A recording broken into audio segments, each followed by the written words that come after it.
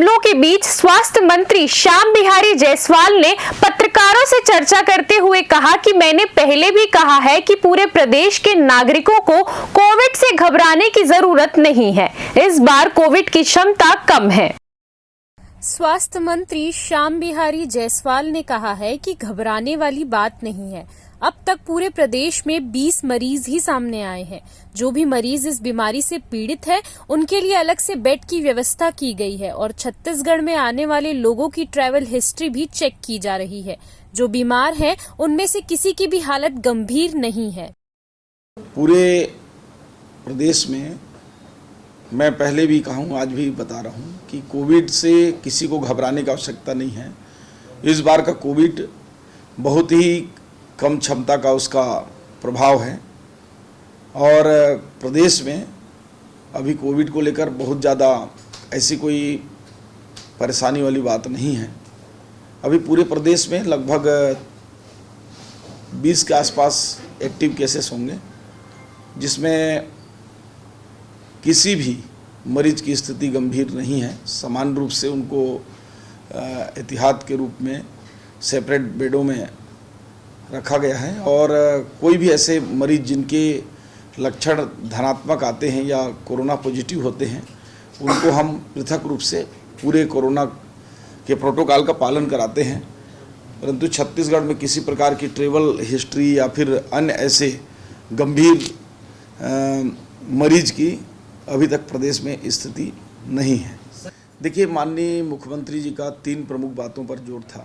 एक तो हमारे प्रदेश में जो राष्ट्रीय कार्यक्रम है, जैसे सिकल सेल है, टीबी मुक्त करना है, मलेरिया मुक्त करना है, HIV पीड़ित लोगों के लिए और कैसे उनको जन जागरूक करके और जो पीड़ित हैं, बीमार हैं, उनके इलाज की बातचीत है। ऐसे राष्ट्रीय कार्यक्रमों को 100% लोगों तक पहुंचाने के लिए बातचीत हुई है।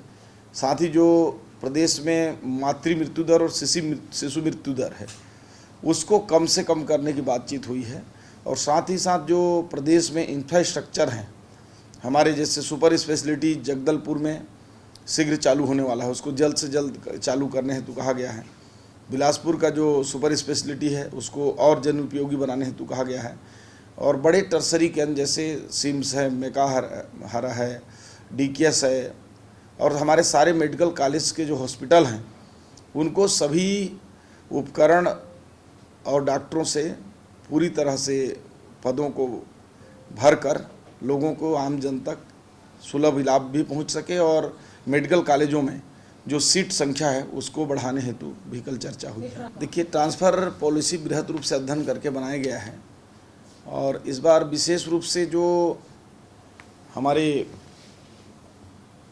शिक्षा विभाग है वो अभी उसमें युक्तियुक्तकरण किया गया है, इसलिए उसको क्राइटेरियम नहीं रखा गया है। बाकी कई विभाग जैसे राजस्व है, माइनिंग है और पुलिस है, इन विभागों के ट्रांसफ़र सतत रूप से होते भी रहते हैं, इसलिए इनको इन सब से अलग भी रखा गया है। और निश्चित रूप से प्रदेश में जो बहुत आवश्यक होगा या बहुत ज़्यादा जिनको करना आवश्यक होगा कि करना ही है, उनका ट्रांसफ़र होगा। बाकी सामान्य रूप से मुझे लगता है कि जो प्रदेश में सभी विभाग के जो कर्मचारी हैं, अधिकारी हैं, जो भी आवेदन उनके आएंगे उनको सरकार गंभीरता से परीक्षण करेगी और निश्चित रूप से जो पात्र होंगे उनका ट्रांसफ़र करेगी। देखिए, इसमें पहला सवाल आपका, उसका जवाब तो ये है कि आज हम जांच करा रहे हैं तभी गुणवत्ता पकड़ में आ रही है। इससे साफ है कि हम सजग हैं। हमारा फूड एंड ड्रग्स डिपार्टमेंट जो है वो निश्चित रूप से पर्याप्त सैंपलों की जांच कर रही है। पहले तो जांच भी नहीं होता था, जो भी उसमें कंपोजिशन कम ज़्यादा हैं या गड़बड़ी हैं उस पर हम कार्रवाई कर रहे हैं। ऐसे कंपनियों को ब्लैक लिस्टेड कर रहे हैं, कई को हमने किया भी है। और दूसरा, जहाँ तक आप बाहर की बात कर रहे हैं तो कुछ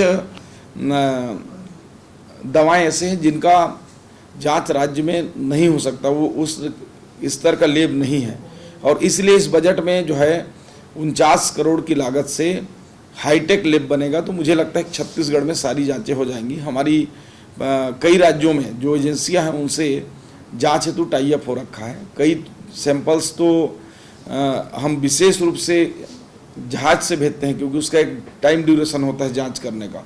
तो कलकत्ता, दिल्ली, ऐसे कई राज्यों में हमारी उसके हेल्थ डिपार्टमेंट से कांटेक्ट हो रखे हैं।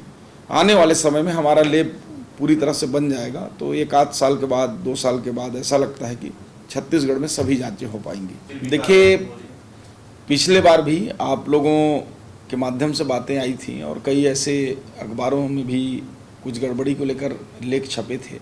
उसको लेकर हमने एक कमेटी बनाकर जांच करने के निर्देश दिए थे। उसकी जांच रिपोर्ट में किसी प्रकार के गड़बड़ी होना नहीं पाया गया, परंतु पुनः जो है आप लोगों की बात को रखते हुए विशेष रूप से सचिव स्वास्थ्य को फिर से उसको विशेष रूप से जांच करने हेतु निर्देशित किए हैं। उसका भी रिपोर्ट जल्द ही आ जाएगा।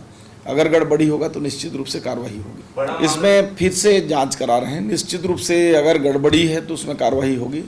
आप सबको मैं स्वस्थ करता हूं और उसको विशेष रूप से हेल्थ सेक्रेटरी के निगरानी में हम जांच करा रहे हैं। मेकाहारा में घटना के बाद उसकी जांच की जा रही है। वैसे भी कालमी सर्विस का जो ठेका है उसका समय अवधि पूर्ण हो रहा है। जल्दी हम नए टेंडर जो है जारी करेंगे और उसमें कुछ टर्म कंडीशन भी ऐसे डालेंगे कि भविष्य में किसी प्रकार का भी जो विवाद की स्थिति आती है उसको संपूर्ण दायित्व जो है ठेकेदार की होगी। ऐसा कुछ उसमें हम क्लास जोड़ेंगे। देखिए, प्रदेश में कई कार्य हैं, कई चाहे निर्माण का बिल्डिंग वर्क हो या फिर लैब हो या भवन हो, कई प्रदेश में हजारों करोड़ के ठेके चल रहे हैं। अब वो तो सभी ठेकों के बारे में बताया जाना संभव नहीं है, परंतु समय सीमा में अगर कोई नहीं बनाएगा तो उनके पैसे काटने के भी प्रावधान है और विभाग उस पर करती है। देखिए, वैसे तो हमारे छत्तीसगढ़ के 99% जगहों पर एम्बुलेंस आज की स्थिति में पहुंच सकते हैं और बारिश में भी ऐसा कोई क्षेत्र नहीं है जहां तक पुल के वजह से या सड़क की वजह से ना पहुंचे। कोई ऐसे मजरे टोले हैं जहां नहीं पहुंच सकते। तो अभी जनमन योजना के तहत जो है प्रधानमंत्री जी पूरे मोहल्ले मोहल्ले तक सड़क की स्वीकृति दी है और छत्तीसगढ़ इसमें पूरे देश का लगभग 50% काम सिर्फ छत्तीसगढ़ में चल रहे हैं। तो निश्चित रूप से इसका तो लॉन्ग टर्म प्लान है, परंतु हेल्थ डिपार्टमेंट इसके लिए पर्याप्त वहाँ दवाइयों का स्टॉक ऐसे क्षेत्रों में रख रखे हैं और हमारे हर क्षेत्र में वहाँ हेल्थ वर्कर हैं जिससे कि उनको दवाइयाँ और जो महत्वपूर्ण चीज़ें हैं वो सारा उपलब्ध हो सके। उसकी सारी तैयारी कर ली है। नहीं, देखिए, हम रिवाइज कर रहे हैं। मेकाहारा में 700 बेड हमने बढ़ाया तो है, इस बार बजट में 700 बेड बढ़ाए हैं। प्रदेश में 5 मेडिकल कॉलेज जो किए हैं उनमें पूरे सेटअप बढ़े हैं, तो जो मैन पावर वो बढ़ रहे हैं। इंफ्रास्ट्रक्चर की बात करेंगे तो हम तो 5 मेडिकल कॉलेज बना रहे हैं, 700 बेड का सिम्स में बना रहे हैं और 700 करोड़ का, 700 बेड का 232 करोड़ की लागत से मेकाहारा में बना रहे हैं। हम जो है योग और नेचुरोपैथी के उस दिशा में भी जा रहे हैं। 100 करोड़ की लागत से वो बनेगा। आयुर्वेद का मेडिकल कॉलेज बिलासपुर में बनेगा, वो 100 करोड़ से ऊपर का होगा।